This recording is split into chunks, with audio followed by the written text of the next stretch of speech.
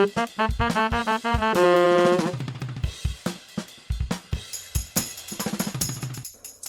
and welcome to the new and improved Compliance Digest. My name is Alex Krenke, and with me today is Mackenzie Nold, our account executive manager at Quest CE. Welcome, Mackenzie. Hi, thanks for having me. Hopefully you've noticed we've made some changes here on the set of the Compliance Digest. We really appreciate anyone and everyone who answered our survey and took your feedback into consideration, and hopefully you can see those changes today. But if there's anything else you'd like to see, don't be afraid to speak up, because we are listening. So today, Mackenzie, what do you want to talk about? Well, today, thanks for having me. I'm really excited to come here to talk a little bit about what we have going on with the account executive team here at Quest CE and some trends that we're seeing.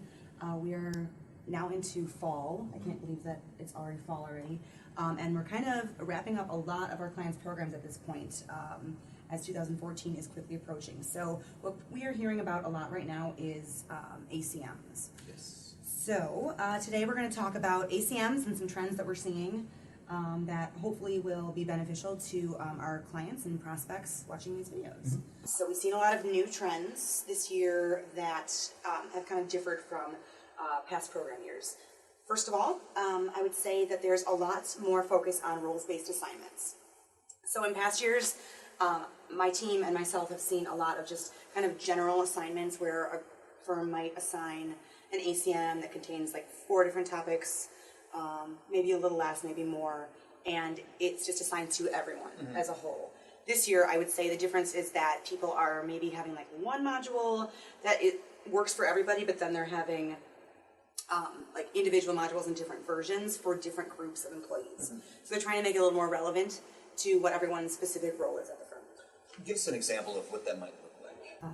Deciding that you don't just want your firm to all take the same training on the same topics. Instead, people are often picking one topic, maybe like a common AML course or a common AML module, and then they're combining that with a more specific topic so that they might have 2 ACMs that they roll out to their group, or maybe 3.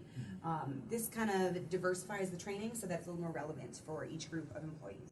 Another request this year, as opposed to past program years, is the need to incorporate more technology into annual compliance meetings and online training. So we've had a lot of really interesting programs this year that have pulled custom audio, proprietary slides and content, and also even video into the firms' online annual compliance meetings. In fact, I have a few examples. One local firm that we actually just met with this past week has had some really good success with a custom ACM that has a video in the beginning, and then it's combined with other custom modules. So it really puts kind of a face to a name, and it lets the reps see who's running their compliance team, and it makes the training much more personable and relevant for the firm's specific rules. I think, yeah, you're right. We're definitely seeing this push now towards customization in terms of the annual compliance meeting, both from a graphical standpoint and from an audio standpoint. When we're talking about the off-the-shelf ACM modules, is there any regulatory concern or any fines that we should be looking out for? Is this going to present a red flag if I have something, like Introduction to Investing in my annual compliance meeting for FINRA? I can't necessarily say that you're going to get a flag if you're assigning generic training, so kind of a one-size-fits-all training to your firm. But I will say that I've seen a much sharper eye from our clients this year. So people are definitely taking kind of the warnings that they've gotten from FINRA. Even if they haven't gotten a fine, they're taking the warnings and they're saying, I need my training to be a little more relevant. And not just relevant, but also interactive. People are getting tired of boring training that their reps are, complaining about having to get through every year. How about, if we have to do this annual training, it's mandated, we may as well make it interesting and make it meaningful.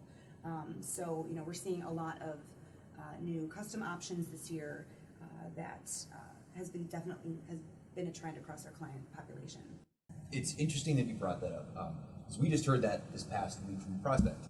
And I think that this is important to note for firms out there, because you won't be seeing these fines necessarily in the headlines, but what you will be hearing is probably from your colleagues that FINRA is coming in, they are doing audits, as always, but they are looking at the content, they are reading through the actual ACM itself, and if they find something that's really inadequate or inappropriate for your audience, they're going to flag that, not necessarily on paper, or you won't read it on a broker check, but they'll tell you that, next time we come in, we expect this to be changed, and they're being very firm about this and direct. So it's not as easy as getting the off-the-shelf ACMs that worked, in years past. You really have to think about it and think about it and be smart about your selections for your ACM this year.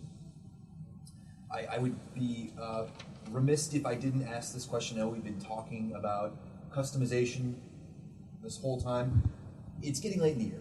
You may not have time to put together this very robust custom ACM with audio and a State of the Union address from your CCO. So if you're piecing something together that you want to be really good for this year, covering all of the 2013 hot topics, what are the popular modules? I'm glad you asked that. Actually, that is a very popular question that we hear from our clients. They want their input from their vendor, their account executive. They're asking, well, I want to talk about this topic, but what are other people training on? Because they want to make sure that they're not behind the norm. So I would say number one this year is anything to do with FINRA's communication rules. That's very popular. Also, I would say the outside business activities and private securities transactions. We have a module on that is it's kind of old faithful. Everybody uses that, I feel like. Also, anything to do with the updates to the suitability rule that came out in 2012. So anything about Rule 2111, that would still be a hot topic, I would say, for 13 if you didn't already cover that in your 2012 program.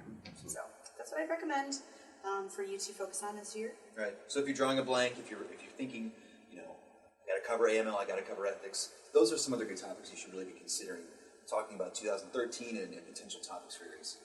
Yeah. So I know the year is quickly wrapping up on us, and it may be a good time for, if you aren't already, to start looking at ACM options. What we recommend, and from what we're seeing, what FINRA would prefer, would be a more custom approach to your annual compliance meeting, meaning that you can use some of the off-the-shelf items, but if you can tailor it to meet your rep's needs, or something just a little more specific to your firm, especially if you're an institutional firm, it's always recommended that you do so.